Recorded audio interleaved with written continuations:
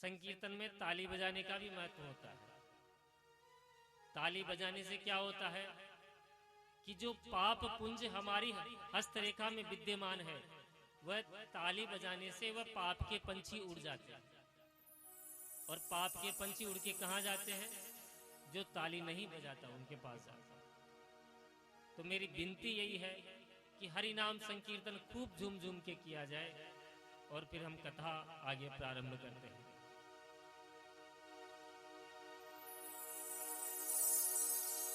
बोलिए कृष्ण कन्हैया लाल की जय।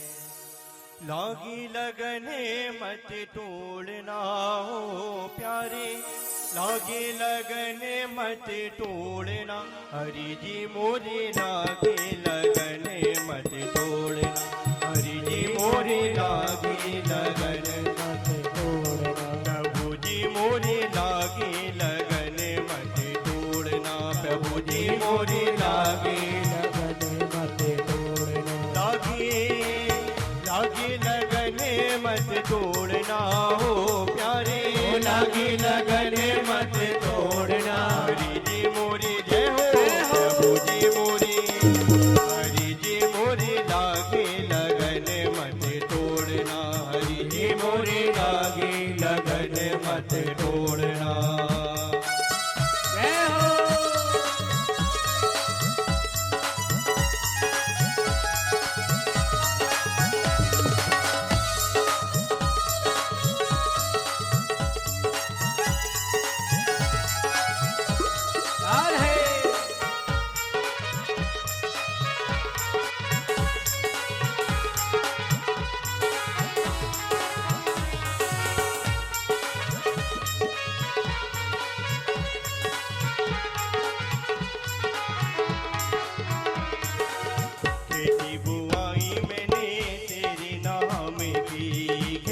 बुआई मैंने तेरे नाम की, खेती बुआई मैंने तेरे नाम की। खेती बुआई मैंने तेरे नाम की। मेरे भरोसे मत छोड़ना हो प्यारे, मेरे भरोसे मत छोड़ना। हरि जी मोरी जय हो, प्रभु जी मोरी जय हो। हरि जी मोरी लागे लगने मत छोड़ना। हरि जी मोरी लागे लगने मत छोड़ना। प्रभु जी मोरी लागे लगने मत छोड़ना। प्रभु जी मोरी लागे लगने राधे जय हो।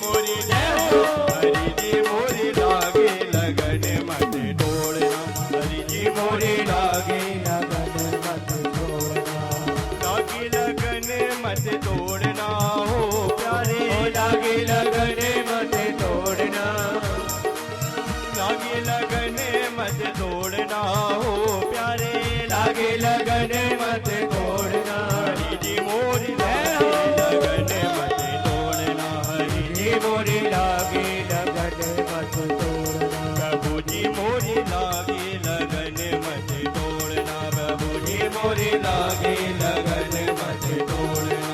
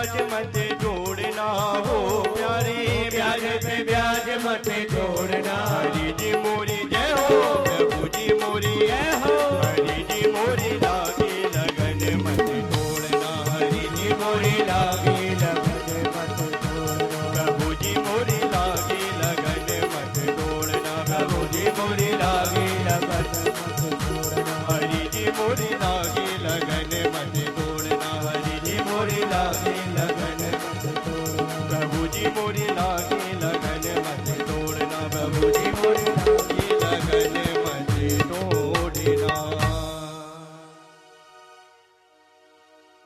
बोलिए कृष्ण कन्हैया लाल की जय हो। वृंदावन बिहारी लाल की जय हो। सच्चिदानंद रूपाय विश्वोपत्यादिहेतय तापत्रय विनाशाय श्रीकृष्णाय वयं नमः। ये भागवत का प्रथम श्लोक है। सच्चिदानंद रूपाय, भगवान का स्वरूप कैसा है? सतघन चितघन आनंद घन, जो सत्य है, चित्त जिनमें रमता है और जो आनंद की मूर्ति है, सच्चिदानंद। ऐसे सच्चिदानंद भगवान को जिनकी पावन चरण श्रहण ग्रहण करने से जीव के तापत्रय नष्ट हो जाते हैं। 3 तरह की बुखार होती है जीव के, ताप जलना, देहिक, देविक और भौतिक। जिनकी चरण श्रवण ग्रहण करने से ये जीव की तीनों बुखारें नष्ट हो जाती है, तीनों ताप नष्ट हो जाते हैं। ऐसे गोविंद के पाद पद्मों में हम बारंबार नमस्कार करते हैं। श्री कृष्णाय वयम नुमः। महाभागवत श्री सुखदेव जी का ध्यान करते हुए नेमिषारण्य की पावन भूमि में, नेमिषारण्य किसे कहते हैं? निमिष कहते हैं एक क्षण को, क्षण से भी छोटा, सेकंड से भी छोटा।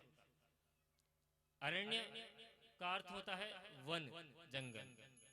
तो नेमिषारण्य ऐसा पावन वन, ऐसा पावन स्थान जहां पर एक निमिष, एक क्षण भी व्यर्थ नहीं जाए, ऐसा नेमिषारण्य। और नेमिषारण्य में ही क्यों चले? क्योंकि नेमिषारण्य की पावन भूमि में सोनकादि 88,000 ऋषि बैठे हुए हैं। किस लिए बैठे हैं? ज्ञान यज्ञ करने, सत्संग करने, सत्संग का लाभ लेने। तो अपने मन को भी हम उसी नेमिषारण्य में लेकर चलते हैं जहां एक क्षण भी व्यर्थ नहीं हो। 88,000 सोनकादि ऋषियों के बीच में सुखदेव जी महाराज प्रधान वक्ता बन के बैठे हुए हैं। देखो, सोनक जी आयु में बहुत बड़े हैं, हजारों वर्ष की उनकी आयु है, और सूत जी महाराज आयु में बहुत छोटे हैं। लेकिन फिर भी सूत जी महाराज प्रधान वक्ता बन के बैठे हैं और सोनक जी सामने श्रोता बन के बैठे हुए हैं। क्यों बैठे हैं श्रोता बन के सोनक जी इतने बड़े होके भी? क्योंकि उनमें एक विशेषता है, कथामृत रसा स्वाद कुशल है। जो कथामृत के रस स्वाद करने में परम कुशल है, परम रसिक है। ऐसे सोनक जी 88,000 ऋषियों का नेतृत्व कर रहे हैं। और सूत जी महाराज जो कथामृत को कहने में परम कुशल है, आयु में छोटे हैं फिर भी बड़े कुशल हैं। तो भगवान का एक तो कथा रस स्वाद ग्रहण करने में परम कुशल। क्यों? क्योंकि सूत जी महाराज की परम विशेषता है कि अज्ञान ध्वंस विध्वंस कोटि सूर्य समप्रभ। सूता क्या ही कथा सारम मम कर्ण रसायनम। सोनक जी कहते हैं सूत जी महाराज से कि अज्ञान तिमिरान ध्वंस है, ये जो हमारे मन में अज्ञान का परम अंधकार व्याप्त है, पसरा हुआ है। देखो, बाहर के अंधकार को तो सूर्य भगवान मिटा सकते हैं। जब सूर्य भगवान उदय होते हैं तो बाहर का अंधकार तो मिट सकता है, पर हृदयगत जो भीतर का अज्ञान है, अज्ञान का जो बड़ा अंधकार है, वह किससे मिटेगा? वह ज्ञान के प्रकाश से मिटेगा। जब तक हृदय में ज्ञान का प्रवेश नहीं होगा तब तक ये अज्ञान का अंधकार दूर नहीं हो सकता। तो सौनक जी कहते हैं कि हे सूत जी महाराज, आपके पास तो करोड़ों सूर्य के समान ज्ञान का प्रकाश है। जब एक सूर्य ही प्रकाश अंधकार को मिटा सकता है, तो आपके पास तो करोड़ों सूर्य के समान ज्ञान का प्रकाश है। क्यों? क्योंकि आप पे गुरु भगवान की महती कृपा है। आपको बड़ा आशीर्वाद मिला हुआ है गुरु महाराज का, और बिना गुरु के व्यक्ति को ज्ञान प्राप्त नहीं हो सकता। तो गुरु महाराज का आप पे असीम कृपा है, असीम आशीर्वाद है। देखो, किसी के पास चिंतामणि हो, चिंतामणि की क्या विशेषता होती है कि किसी भी वस्तु का चिंतन करो, वह तुरंत उसके सामने उपस्थित हो जाती है। और कल्पवृक्ष, जिस वृक्ष के नीचे खड़े होकर जिस चीज की भी कल्पना करो, वो चीज प्राप्त हो जाती है। पर चिंतामणि और कल्पवृक्ष में भी ये सामर्थ्य नहीं है कि वह गोविंद का साक्षात्कार करा दे, वह श्री ठाकुर जी से हमारा मिलन करवा दे। ये न तो चिंतामणि कर सकती है, न कल्पवृक्ष कर सकता है। लेकिन गुरुदेव भगवान की कृपा किसी पे हो जाए तो वह गोविंद का ठाकुर जी से मिलन करवा सकता है, साक्षात्कार करवा सकता है। तो बताइए, चिंतामणि या कल्पवृक्ष बड़ा हुआ या गुरुदेव की कृपा बड़ी हुई? गुरुदेव की कृपा बड़ी है जो ठाकुर जी से मिला दे। तो सूत जी महाराज के ऊपर उनके गुरुदेव की असीम कृपा है। उनके गुरुदेव कौन? सुखदेव जी महाराज। सुखदेव जी की असीम कृपा है सूत जी पर, इसलिए आपके लिए कुछ भी दुर्लभ नहीं है। जो बड़े बड़े योगियों को दुर्लभ वैकुंठ है, वह भी गुरु कृपा से अति सुलभता से प्राप्त हो जाता है। सौनक जी कहते हैं, चिंता मणिर्लोक सुखम सुरद्रुह स्वर्ग संपदा प्रयच्छति गुरु प्रीतो वैकुंठम योगी दुर्लभम। जो बड़े बड़े योगियों को भी दुर्लभ वैकुंठ है, वह गुरु कृपा से आसानी से सुलभता से प्राप्त हो जाता है। इसलिए हे सूत जी महाराज, गुरु कृपा का प्रसाद आप हमें भी प्रदान करें। सूत जी महाराज प्रसन्न हो गए और प्रमुदित मन से बोले कि हे शौनकादि ऋषियों, आपके मन में यदि हमारे प्रति इतना ही प्रेम है, इतनी श्रद्धा भावना है, तो हम आपको सब शास्त्रों का, सब ग्रंथों का, सब वेदों का सार ही सुनाने जा रहे हैं। और इसको सावधान होकर सुनो। देखो, कोई व्यक्ति किसी को जब कोई अमूल्य वस्तु देता है, कीमती वस्तु देता है, तो देने वाले को सावधान कर देता है, भाई सावधान से रखना। तो सूत जी सभी शौनकादि ऋषियों को सावधान कर देते हैं कि ये बहुत अमूल्य वस्तु है जो मैं आज तुम्हें सुनाने जा रहा हूं, इसलिए आप भी बड़े ध्यान से इसको सुनिएगा। जब भी भागवत कथा अमृत कहीं भी सुने, बड़े ध्यान से सुने, क्योंकि कहा गया है कि यदि भागवत का एक अक्षर, एक शब्द, एक मंत्र यदि आपके हृदय कंठ में उतर गया तो भी जीव का उद्धार हो जाता है। इसलिए पता नहीं वह कौन सा शब्द, कौन सा ब्रह्मरंध्र के द्वारा आपके हृदयगत उतर जाए और आपका उद्धार हो जाए। इसलिए प्रत्येक क्षण जब भी बैठे सावधान होकर बैठे। सूत जी महाराज कहते हैं, ऋषियों, संसार में सबसे बड़ा डर काहे का है? इस संसार में बताइए सबसे बड़ा डर काहे का है? सबसे बड़ा डर है मरने का। मृत्यु का डर सब जीव को भयाक्रांत करके रखता है, और इसका नाम है संसार।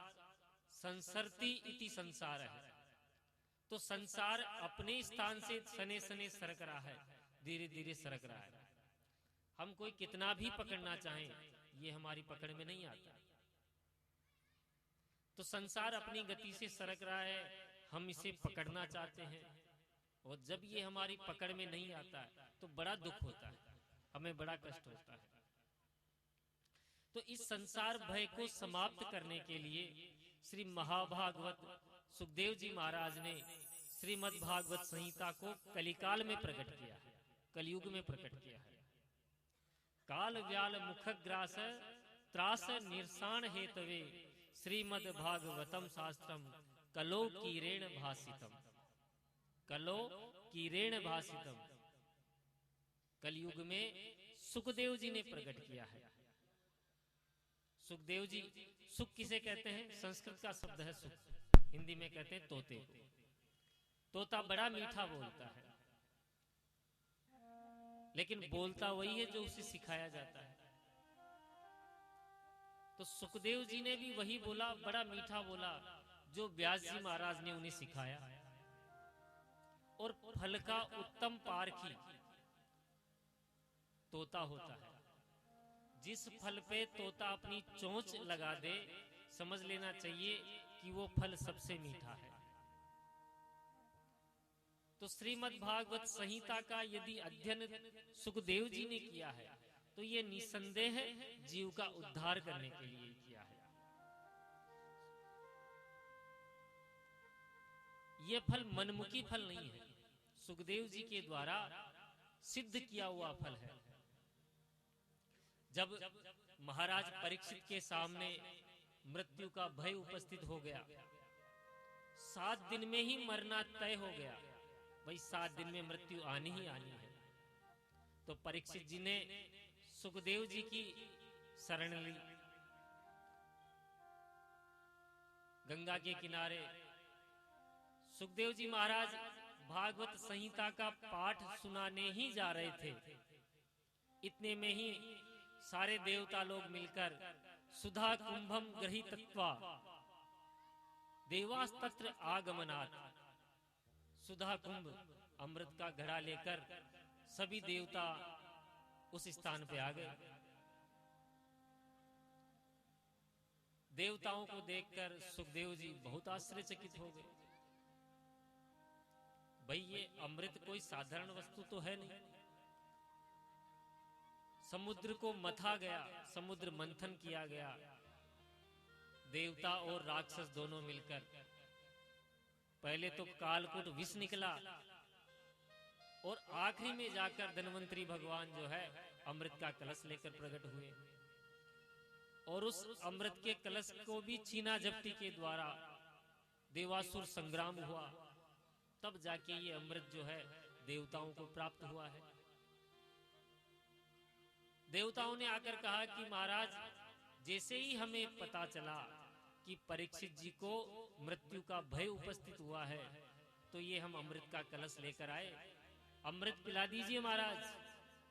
7 दिन में ये मरने वाले हैं तो अमर हो जाएंगे।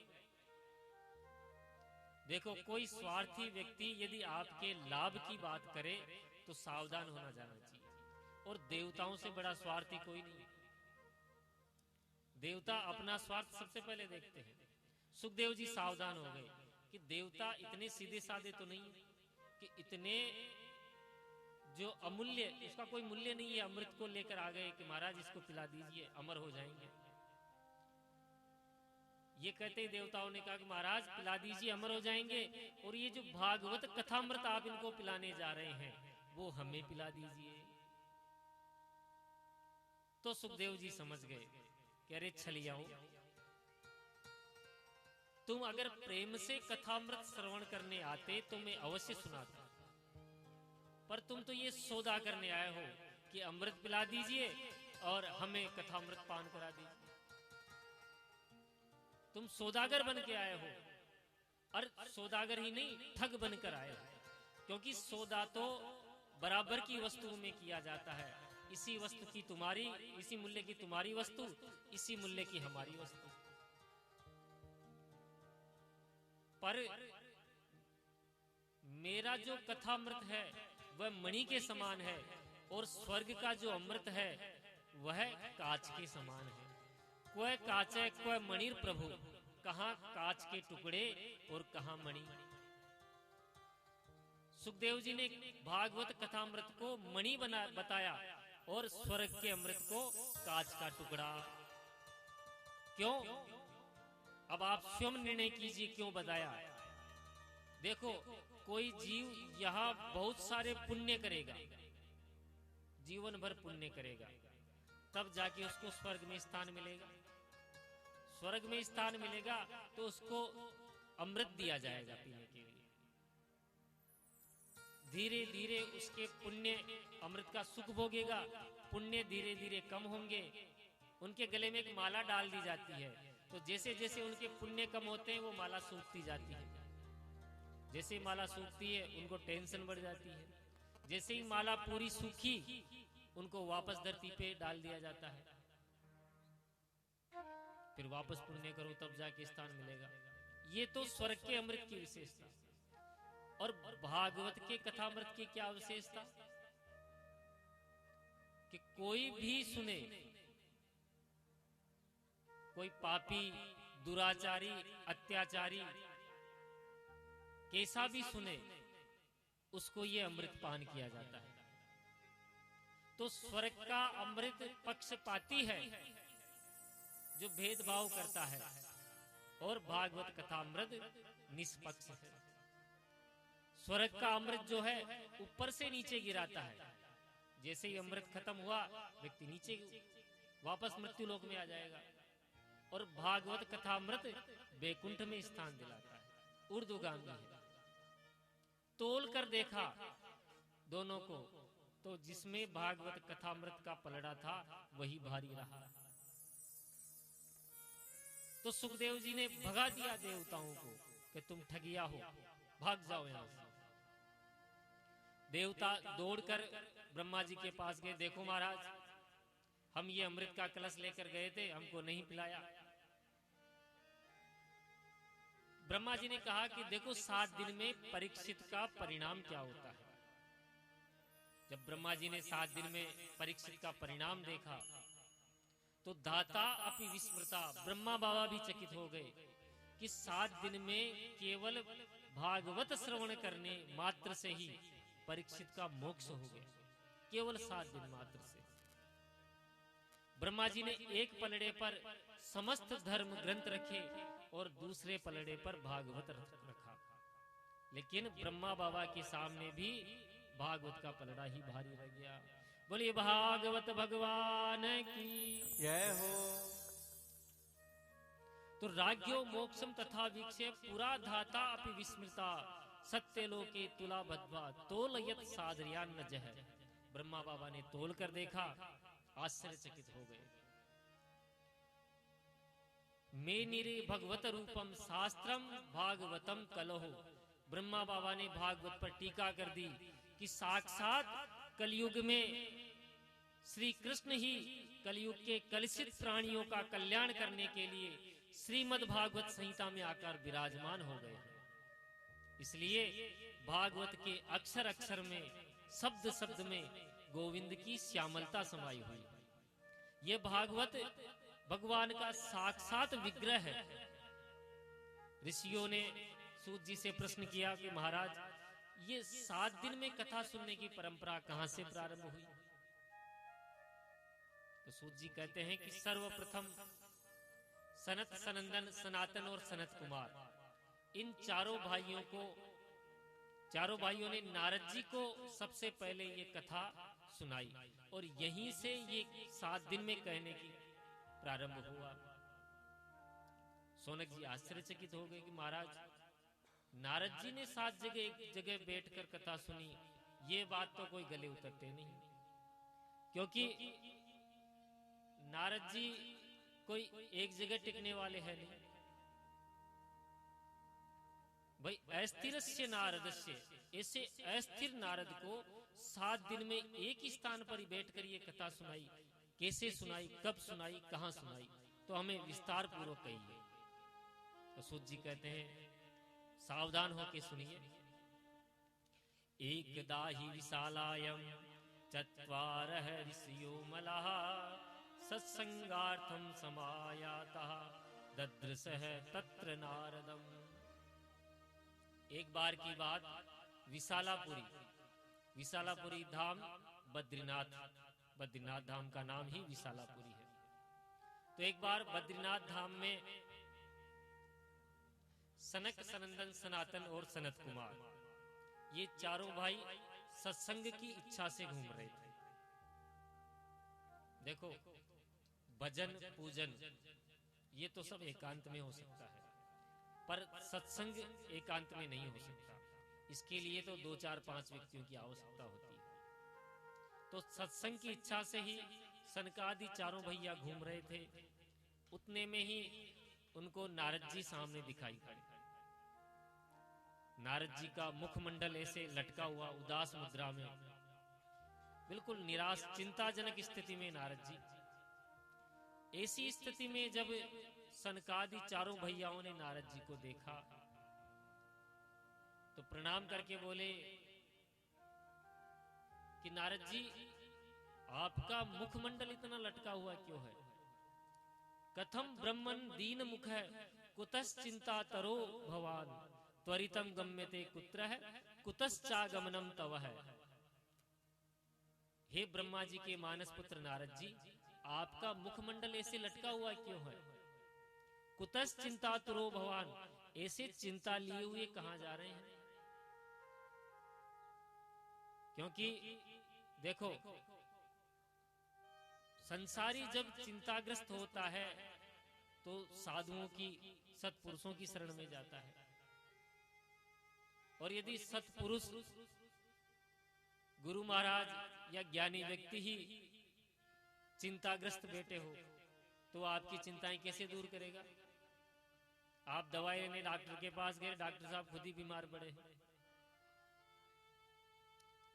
तो सोनकादि ऋषि कहते हैं कि समाज की चिंताओं को दूर करने वाले परम संत से नारद जी आज चिंतातुर हैं। अरे नारद जी, आपका मुखमंडल इतना उदास क्यों है? किस बात की चिंता सताई जा रही और कहां से भागे भागे आ रहे हैं? गतवित्तो यथा जन है। आपका मुखमंडल तो ऐसा लग रहा है जैसे गतवित्तो, धन चला गया हो, यथा जन, कोई वेश्य का, कोई वणिक व्यापारी, कंजूस व्यक्ति का यदि जैसे धन चला गया हो और वो उदास बैठा है ना, वैसे आप अपना मुखमंडल लटकाए हैं। तुम्हारा क्या चला गया? क्योंकि जो धन छीन लिया जाए तो संत महापुरुष ऐसे धन को अपना मानते ही नहीं। संतों का धन क्या है? संतों का धन कोई चुरा नहीं सकता। संतों का धन है हमारो धन राधा श्री राधा श्री राधा। संतों का धन तो नाम संकीर्तन है, नाम भगवान का जाप करना ही संतों का धन है। तो नारद जी, तुम्हारा क्या चला गया जो तुम इतने उदास घूम रहे हो? तुम्हारे पास जो धन है संसार में उसको कोई चुरा नहीं सकता। फिर नारद जी, तुम तो ऐसे वीतराग महात्मा हो कि 2 घड़ी से ज्यादा कहीं टिकते नहीं। अरे रमते राम हो, अपने लिए एक झोपड़ी तक नहीं बना सके।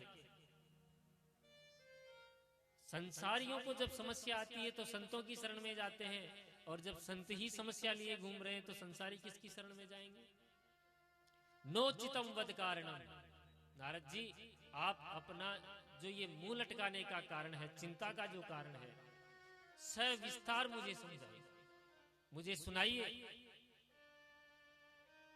तब नारद जी ने अपने चारों अग्रजों को प्रणाम करके अपनी समस्या रखी कि भैया, मैं अपनी पूरी समस्या आपको सुनाता हूं। मैं इस संसार में घूम रहा था सत्संग की इच्छा से कि भगवत रसिकों के बीच में रहकर कुछ हरि नाम संकीर्तन करूंगा, सुनूंगा। तो इस संसार में मैं सर्वत्र घूमा महाराज, सभी जगह घूमा। सनकादि भैयाओं ने कहा कि तुम दिल्ली बंबई घूमने गए होंगे, तीर्थों में जाते, सत्संग तो तीर्थों में ही मिलेगा। तो नारद जी ने कहा कि महाराज मैं कोई दिल्ली बंबई नहीं गया, मैं भी तीर्थों में गया था। कहां कहां गए? पुष्करम च प्रयागम च काशीम गोदावरी तथा हरिक्षेत्रम कुरुक्षेत्रम श्रीरंगम सेतु बंधनम एवमादिषु तीर्थेषु ब्रह्ममाण इतस्ततः। पुष्करम से पुष्कर गया, प्रयाग गया, काशी गया, गोदावरी गया, समस्त भूमंडल को घूमा महाराज, पर मेरे चित्त को कहीं शांति नहीं मिली। सनकादि ऋषियों ने कहा तो फिर कहीं संतों के यहां जाते। नारद जी बोले कि मैं संतों के यहां भी गया, पर तपसी धनवंत दरिद्र गही कली कौतुक तात न जात कहीं। संतों के यहां भी मेरे चित्त को शांति नहीं मिली।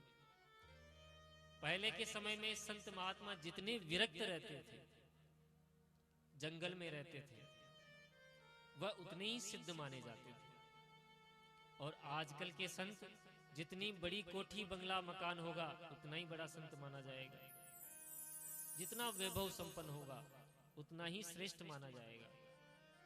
यह सब देखकर मेरे चित्त को बड़ा अशांति मिली महाराज। मैं आया था शांति के लिए, और संतों के दर्शन करने से तो मेरे चित्त को और क्रांति हो गई, खलबली मच गई महाराज। तब मैंने विचार किया कि चलो किन्हीं गृहस्थों के यहां ही चला जाए, शायद मेरे मन में विश्राम मिले, शांति मिले। पर गृहस्थों के यहां भी विडंबना। कैसी? तरुणी प्रभुता गेहे श्याल को बुद्धिदायक है, कन्या विक्रयणो लोभात दंपति नाम च कलकनम। मैंने गृहस्थों के यहाँ क्या देखा महाराज कि माता पिता की सेवा कब तक? जब तक तिजोरी की चाबी हाथ में नहीं आ जाती। ज्यों ही तिजोरी की चाबी हाथ में आई, माता पिता का स्थान या तो किसी वृद्धाश्रम में, या खेत में, या घर के किसी एक कोने में। जो ही सर्वाधिकार मिल जाता है, देवी जी का चलावा चल जाता है। पत्नी आती है और कुछ समय बाद कहती है कि देखो जी, मैं आपके लिए अपने माता पिता भाई बहन सबको छोड़कर आई हूं, अब आप भी छोड़ो। इतना कलह मच गया परिवार में। श्याल को बुद्धिदायक है, यदि कोई बुद्धि देने वाला है तो भाइयों से सलाह नहीं ली जाती, ससुराल से साले साहब को बुलाया जाता है। श्याल को बुद्धिदायक है। कन्या विक्रयणो लोभात, लोभ के वशीभूत होकर लोग अपने बेटे बेटियों का भी सौदा करते हैं। पहले संबंध होते थे, विचार मिल गई, बुद्धि मिल गए, घर मिल गया, तो हर चीज सम देखते थे, समान, तो संबंध होते थे। आजकल जहां सौदा पड़ जाए, जितने में सौदा हो जाए वहीं संबंध हो जाए। तो ऐसे सौदे के द्वारा किए गए संबंध ज्यादा दिन नहीं टिकते, कुछ ही समय बाद में वो संबंध टूट जाते, वो स्थिर नहीं रह पाते। तो महाराज मेरे चित्त बड़ा अशांत हो गया गृहस्थों के यहां जाके।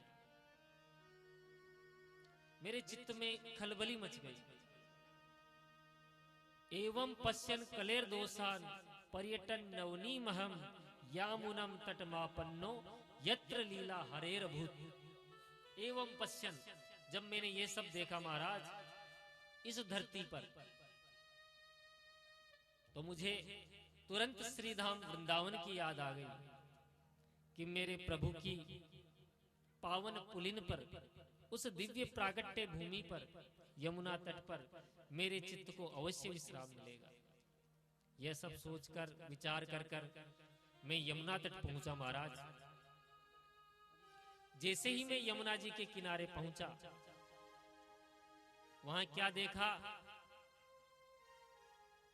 कि तताश्रयम मया दृष्टम श्रूयताम तन मुनीश्वरा एका तु तरुणी तत्र निसृण्णा खिन्न मानसा। एक तरुणी, एक युवती खिन्न मानसा यानी उदास होके बैठी हुई है, और उसकी गोदी में दो बुढ़े अचेतन अवस्था में पड़े हैं, मूर्छा अवस्था में। और आसपास में उस देवी जी को चारों तरफ कई सारी देवियां घेर कर खड़ी है। कोई पानी पिला रहा है, कोई पंखा कर रहा है। मुझे बड़ा आश्चर्य हुआ महाराज।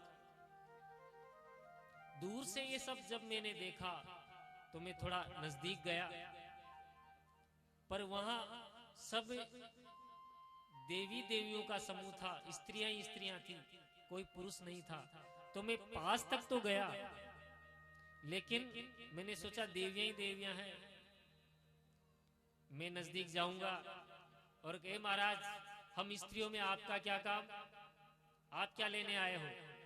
क्योंकि महिलाएं जो होती ना मन की बड़ी करुण होती है। अभी तो रो रही है और एक ही क्षण में हंस के बोलने लग जाएगी, 2 ही मिनट में। तो महिलाओं का स्वभाव बड़ा कोमल होता है, एक क्षणे रुष्टा क्षणे तुष्टा, 1 मिनट में रोने लग जाती है, 1 मिनट में हंस के बोलने लग जाती है। तो मैं पास तक तो गया, लेकिन फिर मैं घूमकर वापस आ गया। मुझे वापस लौटता देखकर जो वो देवी जी बैठी थी, जिसकी गोदी में वो दोनों बच्चे बुढ़े पड़े थे, मुझे रोका और कहा कि भो भो साधो क्षणम तिष्ठ मश्चिंतामपि नाशय दर्शनम तव लोकस्य सर्वथा गहरम परम। अरे महाराज जी कहां भाग रहे हो? 1 मिनट तो रुकिए तो सही। आपके जैसे संतों के दर्शन मात्र से ही जीव के पाप संताप नष्ट हो जाते हैं। मेरे तो न जाने कितने जन्मों के भाग्योदय हुए जो आपके दर्शन प्राप्त हुए हैं। आपके तो दर्शन मात्र से जीव का दुख दारिद्र्य दूर हो जाता है। नारद जी कहते हैं देवी आप कौन? क्वा विमो, और ये जो बुढ़े आपके गोदी में पड़े हैं ये कौन है? तुम्हारे क्या लगते हैं? और का इमहा, ये जो देवियां आपको घेर कर खड़ी है ये सब कौन है? और आप रोती क्यों हो? वद देवी सविस्तारम स्वस्य दुखस्य कारण, कि देवी आप अपने दुख का पूरा कारण बताइए, तुम्हारे दुख का क्या कारण है? जब मैंने उस देवी के प्रति सहानुभूति दिखाई महाराज, तो उसने अपना पूरा परिचय विस्तार से दिया। अहम भक्तिरिति ख्याता इमो में तनयो मतो ज्ञान वैराग्य नामानो काल योगे न जर्जरो। अहम भक्ति, महाराज मैं भक्ति के नाम से विख्यात हूं, मेरा नाम भक्ति है। और ये जो 2 बुढ़े मेरी गोदी में पड़े हैं ये दोनों मेरे बच्चे हैं, ज्ञान और वैराग्य। और समय की विडंबना देखो महाराज, माँ तो नवयुवती बनी बैठी हुई है और ये जो दोनों बुढ़े हैं ये बुढ़े हो गए। कितनी जर्जरित अवस्था है मेरे बच्चों की। मेरे रोने का, मेरे दुख का कारण ही महाराज यही है। अब मैं आपको अपना पूरा परिचय दूं। मैं दक्षिण भारत में पैदा हुई, कर्नाटक में बड़ी हुई, महाराष्ट्र आदि देशों में मेरा पालन पोषण हुआ। पर कई प्रदेश ऐसे भी थे जहां पाखंडियों के द्वारा खंडित होकर मुझे भागना पड़ा। घूमते घूमते जब मैं इस वृंदावन ब्रज क्षेत्र में आई महाराज, तो वृंदावनम पुनः प्राप्य नवनीनेन स्वरूपिणी। जैसे ही मैं वृंदावन धाम में पधारी तो मैं नवयुवती हो गई। इस ब्रज भूमि में आते ही मैं नव यौवना हो गई महाराज। पर न जाने क्या हुआ कि मेरे ये जो दोनों बच्चे हैं वो बुढ़े हो गए और मेरे बालकों की यही स्थिति रही महाराज। तो मैं इस स्थान को छोड़कर विदेश भाग जाऊंगी। इदम स्थानम परित्यज्य विदेशो गम्यते मया। नारद जी को इस प्रकार अपना सारा वृतांत भक्ति मैया ने सुनाया। तो नारद जी ने एक क्षण में समझ लिया, विचार किया कि भक्ति, ज्ञान और वैराग्य ये जो तीनों एक दूसरे के ही पूरक हैं, ये एक बंधे हुए हैं तीनों एक दूसरे से। जैसे कोई भूखा व्यक्ति, क्षुधातुर व्यक्ति भोजन करने बैठता है, तो भोजन के एक एक ग्रास में जो जो वो भोजन करता रहता है, तो उसे तुष्टि, पुष्टि और क्षुधा निवृत्ति तीनों प्राप्त हो जाती है। भूख भी मिटेगी, पेट भी भरेगा और इंद्रियों में बल भी आएगा। ये जो तीनों क्रियाएं जो होती है वो कोई अलग अलग नहीं होती, केवल भोजन करने मात्र एक ही क्रिया से प्राप्त हो जाती है। उसी प्रकार ज्यों ज्यों भगवत चरणारविंद में प्रेम बढ़ता जाएगा, भक्ति पुष्ट होती जाएगी, त्यों त्यों भगवान के स्वरूप का बोध होता जाएगा। और ज्यों ज्यों भगवान के स्वरूप का बोध हुआ, भगवान से प्रेम होता गया, भगवान के स्वरूप का ज्ञान हो जाएगा और ये संसार की आसक्ति अपने आप छूटती चली जाएगी, अपने आप व्यक्ति में वैराग्य आ जाएगा। तो ये क्रियाएं अलग अलग नहीं होती। यदि आपके जीवन में कोरी भक्ति है, ज्ञान और वैराग्य नहीं है, तो आपकी भक्ति बांझ है, क्योंकि ज्ञान वैराग्य के बिना भक्ति अपूर्ण है। संतान के बिना माँ का मातृत्व पूर्ण नहीं है। उसी प्रकार ज्ञान और वैराग्य भक्ति माँ के पुत्र हैं।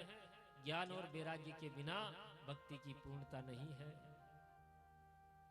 नारद जी ने तुरंत भक्ति माता को वचन दिया, माता जी आप वृंदावन छोड़कर न जाइए, क्योंकि आज हर क्षेत्र में लोगों का आकर्षण विदेशों के दौर में है। जब तक व्यक्ति 2-4 विदेश यात्राएं नहीं कर लेता, तब तक वो सिद्धि नहीं होता। कई कथावाचक भी है कि 2-4 बाहर विदेशों में जब तक कथा नहीं हो जाती, तब तक उनका सट प्रमाणित नहीं हो पाते कि ये सिद्ध व्यक्ति है। तो वैसे ही भक्ति मैया ने जब ये बात कही, तब नारद जी ने कहा, माता जी आप ऐसा मत करिए। सतयुग, द्वापर और त्रेता में तो बड़े आनंद से आप रही, अब घोर कलयुग आ गया है। इस कलयुग में सदाचार भी लुप्त होता जा रहा है। तेन लुप्त सदाचारो योग मार्गस तथा स्पैच। बुद्धिमान वही है जो धैर्य पूर्वक अपने नियमों का पालन करता रहे, क्योंकि अभी तक तो फिर भी कुछ मंगल दिखाई दे रहा है, पर वर्षे वर्षे क्रमात् जाता मंगलम नापि दृश्यते। समय जो जो बढ़ता जाएगा, जो ही थोड़े से जो शुभ कर्म आपको दिख रहे हैं ना, वो भी दिखाई नहीं पड़ेंगे। पर इस घोर कलयुग में आप श्रीधाम वृंदावन की भूमि में इस प्रकार नवयुवती बनी बैठी हैं। मैं तो कहता हूं धन्य है ब्रजभूमि, जहां इस कलयुग काल में भी आपका इतना सम्मान है। ब्रजभूमि में भक्ति का सबसे ज्यादा सम्मान है। वृंदावन में जाओ, 80 साल के बुढ़े भी राधे राधे कहते नाचते घूमेंगे। भक्ति मैया वहां अपने पूर्ण ऐश्वर्य वैभव के साथ संपन्न है। वृंदावनस्य संयोगात् पुनस्तम तरुणी नवाः, धन्यम वृंदावनम तेन भक्तिर नृत्यति यत्र च। भक्ति महारानी वहां नृत्य करती रहती है।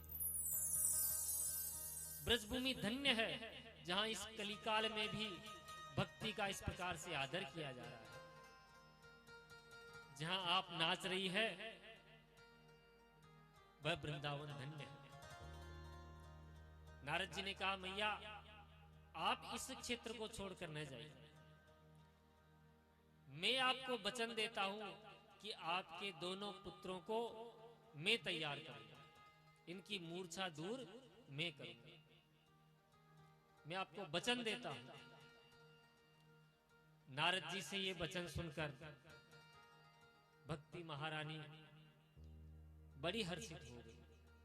यत् फलम नास्ति तपसा न योगेन समाधिना तत्फलम लभते सम्यक कलौ केशव कीर्तने। कलयुग केवल हरि गुण गाहा गावत नर पावई भवता। बोलिए वृंदावन धाम की जय। कलयुग में सबसे बड़ा लाभ क्या है? सतयुग, त्रेता, द्वापर, तीनों में तो बड़े बड़े यज्ञ कई वर्षों तक तपस्या करने के बाद में आपको ठाकुर जी की पद नख चंद्रिका यानी पैर के नाखून की, जो पैर के नाखून है ना, उसकी छाया के ही दर्शन हो सकते हैं हजारों वर्ष की तपस्या से। और कलयुग में, कलयुग केवल हरि गुण गाहा, गावत नर पावई भवताहा। कलयुग केवल नाम आधारा, कलयुग में तो केवल नाम का ही आधार है। नाम संकीर्तन करने से इस कलयुग के भव सागर से पार हो जाएगा। बोले वृंदावन बिहारी लाल की जय हो। वृंदावन के वृक्ष को मरम न जाने कोई, जहाँ डाल डाल और पात पे श्री राधे राधे होई। बोलिए वृंदावन धाम की जय। चलो रे मन से वृंदावन धाम रटेंगे, राधा राधा नाम मिलेंगे कुंज बिहारी। ओढ़ के कामरकारी ओ मिलेंगे कुंज बिहारी, ओढ़ के कामरकारी।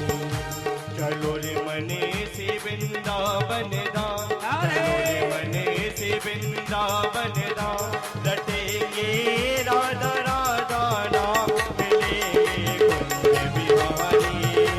ओढ़ के कामरकारी ओ मिलेंगे कुंज बिहारी। श्री राधे ओढ़ के जय हो।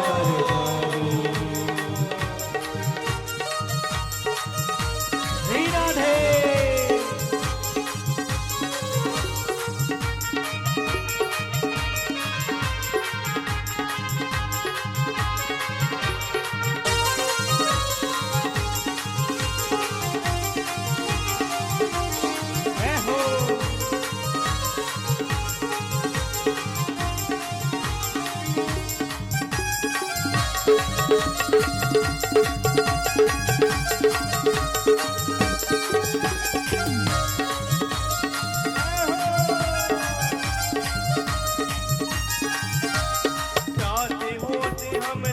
यमुना में नावेंगे, नाते होते हम भी यमुना में नावेंगे।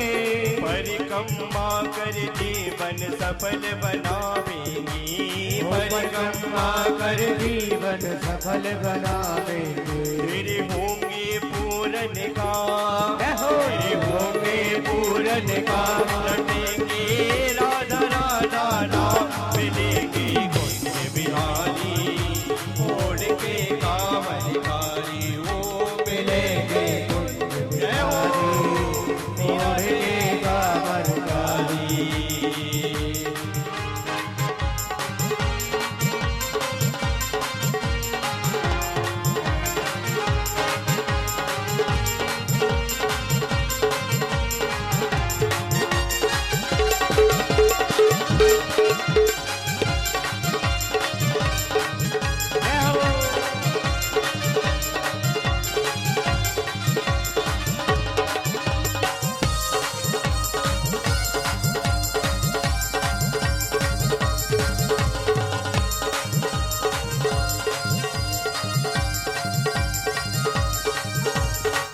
दामन में प्यारो वृंदावन धाम है, सब दामन में प्यारो वृंदावन धाम है। सब दामन में प्यारो वृंदावन धाम है, सब दामन